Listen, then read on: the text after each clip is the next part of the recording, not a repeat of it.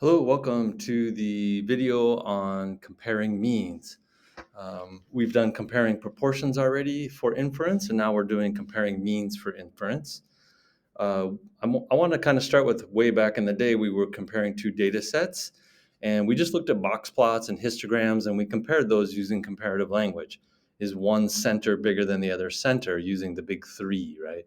So you can kind of start there and kind of describe things. Well, obviously, this generic brand lasts longer than the brand name because you can see this is in minutes on the side. So the median is about 200, while this median is about 190, 180 something, right? So we can compare centers this way, the old kind of fashion way, using the big three, right? Center, shape, and spread. But we want to step up our game. We don't really know, even though these look different, are they statistically significantly different, right? It's obvious one is higher than the other right now, but is it really enough to say that they are not the same or that this is totally better, right? Looking at the box plots, I would say, yeah, this one looks like it's totally better. It's got a higher median and less spread. So I'm pretty sure that most of my data is higher than most of this data, right? And you could say that, but we want to like statistically come up with a number, right? So we're doing the same thing as what we did when we did proportions, which is nice. It's not a big stretch where you're subtracting means before we subtracted proportions to see if two proportions were the same or they were different. We're doing the same thing. Are these two means the same or are they different? Okay, I'm going to jump ahead here and work backwards a little bit. So the first thing that we can look at is the interval. This says two sample t interval, but that's not good enough. You have to say two mean t interval. If you say a two sample t interval, you have to actually say four means afterwards, which is okay. You can say it that way, but you have to put the mean in there. So two mean t interval, that's the easy ways to say it. And you can see here the center of that now is the difference between two means. Our standard error is down here. You can see that it's two variances added together and then the square root of that. Remember, our first standard deviation started off with s over the square root of n. That's how we had standard deviation or standard error for one mean. So I want two means, so I have to take this whole thing, I have to square it to make it into variance, right? And then I have to add the variances together. So this becomes s squared over n, which you can see one of these. And then you do it for both sets, and you end up with what you see here, right? So that's just two variances added together because we know that we add variances. Okay, so we'll be using that as our standard error. And then we have t again. We're using t curves instead of z curves because everything, the shape of the curve depends on our sample size. The thing now, though, is that this degrees of freedom isn't n minus 1 anymore because we have two sets of data. So the degrees of freedom is now going to change. And honestly, it's a big formula here. Let's pop down here real quick. This is the actual formula you would have to use to get the degrees of freedom for two sets. You don't have to worry about this because your calculator is going to do it for you. And I'll show you that at the end, towards the end of the video, when I do practice problems, you'll see that come out on the calculator, okay? So don't worry about that. It'll come out naturally. Okay, so this is not a big deal. It's just the same thing. Center, plus and minus, you got your critical value there and your standard error together to make your margin of error, right? These two together make your margin of error. We'd go up and down from the center and make your confidence interval. Everything else is the same. Describing the confidence interval is pretty much the same.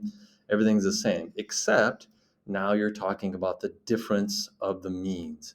So when you say, I'm 95% confident that the true proportion or the true mean, well, you can't say that anymore. You have to say, I'm 95% confident that the true difference in the two means, right, is between these two numbers, right? So we have to talk in terms of differences now.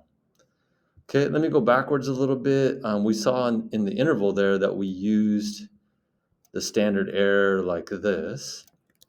Whoops, sorry, I want to go all the way back here. Yeah, here we go. The standard error like this, that's what we use with our sample standard deviation in it.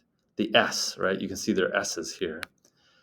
In truth, it's supposed to be the standard deviation from the population, but we're allowed to ignore that and actually use the standard deviation from our samples because it's kind of been proven that the standard deviation of a sample is going to be almost the same as the standard deviation of a population. They're almost identical. So they just allow you to say, it's okay, you don't have to use your standard error from your population because you can't find it unless you did a census. So it's okay just to use your standard error of your sample because that's what you have on hand, right? Okay, so I wanted to mention that real quick. Then we have testing. So in intervals, one thing we can do. Sorry, I'm jumping around a little here. You also have testing, right? What do you need in a test? Well, we're trying to get before we got a z-score, but now we're looking for a t-score, right? So we take our sample, we subtract what our null is. This is our null, right? The mu minus mu, the difference. Now, usually that null is going to be 0, but sometimes it's not. Sometimes you just want to know if the difference is bigger than 10 or is the difference bigger than 20 or something, right? It doesn't always have to be that the means are the same. It could be that that one means bigger. You just want to know, are they significantly bigger? Like, okay, this one's 20 bigger or 10 bigger, some number bigger. Okay, so that doesn't have to be 0, but it often is. And then our standard error is the same as what we used in our interval. Okay, so again, this is a 2 mean test, right? 2 mean t test. And we get our t statistics this way. Of course, you just have to write in the numbers, right? You just write in the numbers, and then you can use your calculator to actually give you these values. That's going to be what I would recommend, right? There's no reason to do this all out on your calculator separately. All right, so doing an interval and test pretty much the same way. It's just, these are subtracting two means now. The sender is subtracting two means, the null is subtracting two means, and your standard error is adding variances. Okay, otherwise it's pretty much the same. Let's look at conditions. I think, oops, too far. Let's go down. Where's the condition? Here we go. Okay, so conditions. These are the same as they were for a one mean interval or test, except now that you have two groups, you have to add in the square, right? You have to add in independence between the actual people themselves or things in the groups, and then you also have to have independence between the groups. All right, this is the same thing as we did in proportions. When we had two proportions, we had to do independence squared, right? I always talk about how randomness and independence go together.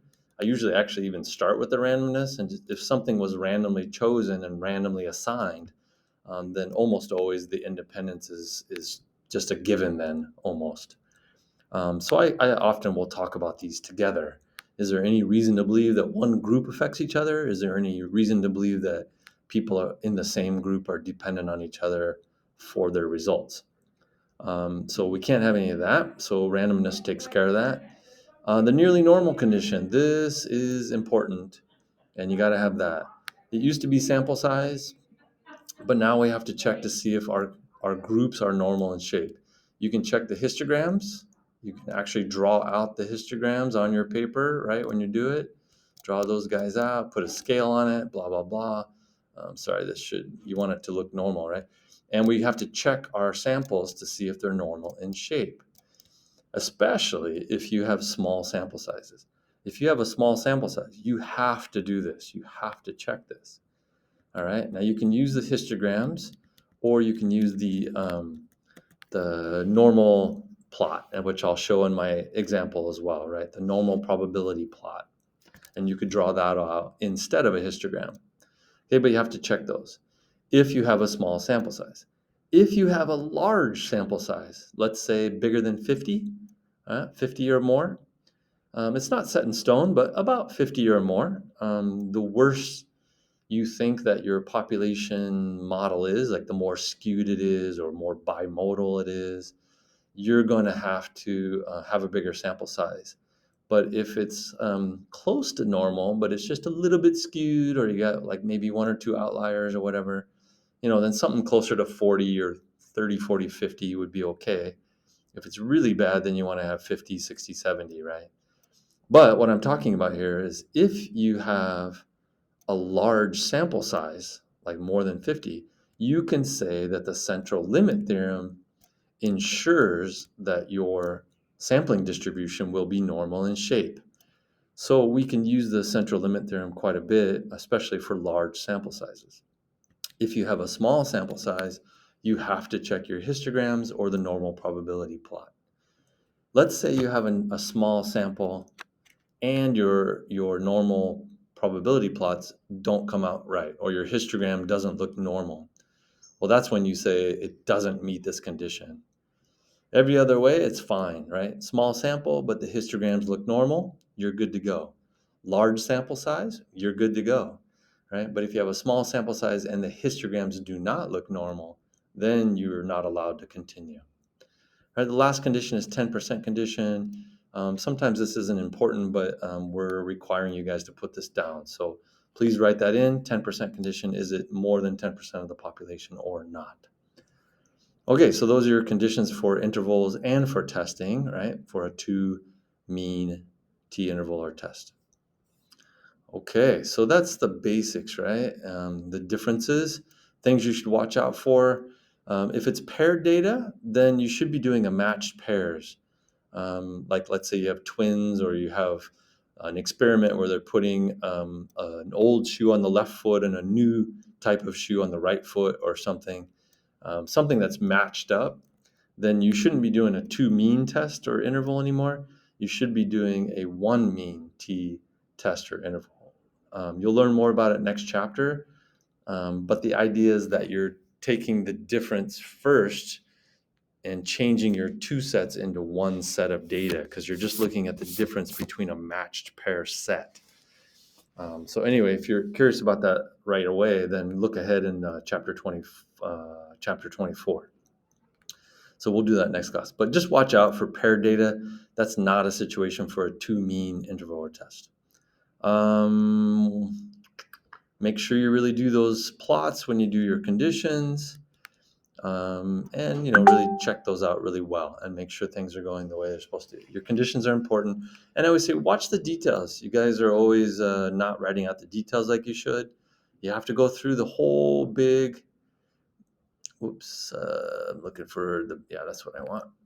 No, that's not what I want. I'm looking for the big boss. Here we go. So one mean t interval. Sorry, that's one mean. We need two mean. So here we go, right here. Okay, two mean t interval, right?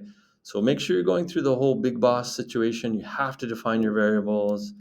Make sure that you're going through all those conditions. You're writing out your formula. You're writing down what the degrees of freedom are. And I know I haven't shown you that. We'll figure that out when we get to the calculator. And then you know how to describe that properly, right? Usually we talk about one mean being higher or lower than the other mean, right? So you have to write that out properly. For a test, you'll see that the null is a little different, right? You've got the difference of means for the null, and then the difference being greater than or less than or equal to some number. Often it's 0, but it doesn't have to be 0. Conditions again, get your t-value, get your p-value, and make sure you're writing out this probability notation. A lot of people are skipping that. You can't skip it, okay? And then just saying it correctly, right? Reject, don't reject, all that's the same. It's just that the way you say it, because now you're talking about the difference in two means. So you have to get that context correct when you word it out properly, okay? That's pretty much it for the mechanics. And all the stuff you're kind of supposed to know in general for notes. I'm going to work one problem here, and I'm going to do an interval and a test on the calculator. So that's what's next. Okay, so what I did is I made a situation where I had a kind of sled dog situation, like Klondike Dog Derby thing, which is actually a real race. It's a 37-mile race in Excelsior, Minnesota, that they have dogs that they put in teams of 6 and they race 37 miles. So that would be fun, right? But anyway, so I just kind of expanded it a little bit and made up my own numbers, but based off truth, but I made up my own based off the truth. So let's just say we did a sample of 20 runs of Malamutes and Huskies, because maybe they're trying to determine if a Husky dog is better sled dog than a Malamute is for some reason, right? Or something. So got some data of Huskies and Malamute times that were supposedly randomly selected, and we are trying to figure out if the Huskies are faster than the Malamutes or the other way around.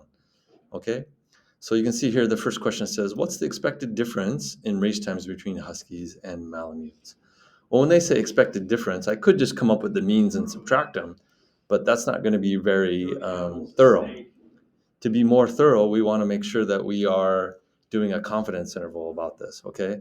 So a confidence interval is going to give you that full range of what you think the differences are, okay? So let's do a confidence interval, and I'm just going to do it right here on the calculator. So I'm going to insert myself a calculator page.